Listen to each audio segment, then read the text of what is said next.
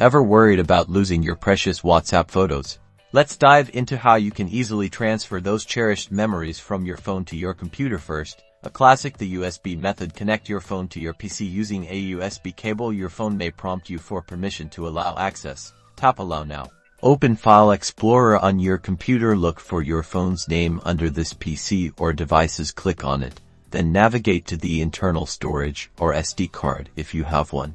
You should see a folder labeled WhatsApp inside. Find Media or WhatsApp Images, which is where your photos are. Select the pictures you want to save or copy the entire folder. Drag and drop them to a folder on your computer, creating a safe backup. Next, let's explore cloud storage. If you are using Google Drive, open the Google Drive app on your phone. Find the photos within your phone's gallery and select the ones you'd like to back up. Click the share icon and select Save to Drive. If you're in a pinch, you can email the photos to yourself. Open your WhatsApp chat, find the photos, and click on each photo to select them. Tap the share icon and email the photos to your own email address as attachments. Open the email on your computer, download the attachments, and save them to a folder. These methods ensure your memories are safe and sound on your PC.